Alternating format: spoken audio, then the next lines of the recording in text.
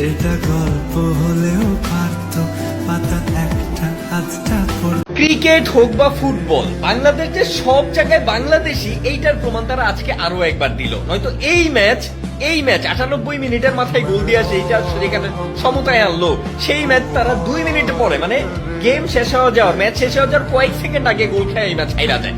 বাংলাদেশের পক্ষে এটা একমাত্র সম্ভব। ক্রিকেট ফুটবল দুইটাই আমাদের হতাশ করতেছে, বলার মতো ভাষা নাই। আসলে আমাদের কপালটাই খারাপ ভাই। আমরা হারিনি, আমরা শিখেছি। আমরা এত সহজে হেরে যাইনি, আমরা জিতার জন্য চেষ্টা করেছি। বাংলাদেশের গোলকিপার জিকোর নিয়ে কথা বলতে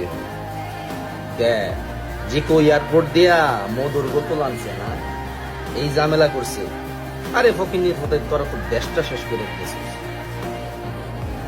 ওরা যারা যা করতেছিস দেশটার মধ্যে, চোখ কান শুনতেছি, দেখতেছি, এক্সেস হয়ে যেতেছি।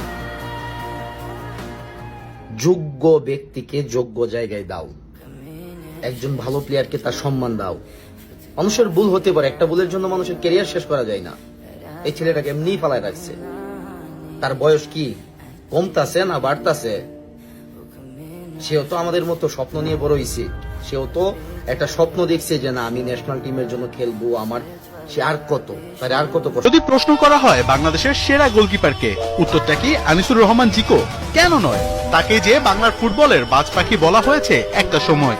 এই তো 2 বছর আগেও বেঙ্গালুরুর সাফ চ্যাম্পিয়নশিপের সেরা গোলকিপার হয়েছিলেন আনিসুর রহমান। সেমিফাইনালে কুয়েতের বিপক্ষে দেখিয়েছিলেন নিজের ক্যারিশম্যাটিক পারফরমেন্স। জিকো গোলবারের নিচে থাকা মানেই ছিল এক ভরসা, আস্থা। কিন্তু সেই জিকো আজ কোথায়? জাতীয় দল তো পরের কথা, ক্লাবের রাডারেও নেই তিনি। শৃঙ্খলা ভঙ্গের অভিযোগে শাস্তির মুখে পড়ার পর থেকেই চলে গেছেন একরকম চোখের আড়ালেই। জিকো যখন বাংলার গোলপোস্ট সামলাতেন তখন ছিল না এত তারকা খেলোয়াড়। ডিফেন্সিভ মিডফিল্ডে হামজা ছিলেন না, যাকে ক্রস করে ফরওয়ার্ডরা অ্যাটাক করবে। কিন্তু ওই সময়টায় নিজের জাত চিনিয়েছিলেন তিনি। ভারত, সিঙ্গাপুর, লেবানন, কুয়েত কেউই পাত্তা পায়নি এই বাজ পাখির সামনে। একের পর এক save, clean sheet. 30 second half time শেষ হওয়ার 30 সেকেন্ড আগে যেমনি করে শেষ করে দিলা ব্রো, মানে আননেসেসারি ব্রো। মানে জাস্ট মানে পুরো বাংলাদেশের কি করলা ব্রো এটা, মানে জাস্ট এটা মেনে নেওয়া যাচ্ছে না ব্রো। এটা কোনোভাবে মেনে নিতে পারতেছি না। মানে এটা বাংলাদেশের কোনো ফুটবল ফ্যান কোনোভাবে মেনে নিবে না ব্রো। মানে তুমি এই টাইমে ভাই 30 সেকেন্ড আগে এই গোলটা, ও ফাহিম, মানে why always you guys do mistake? কেন ম্যান?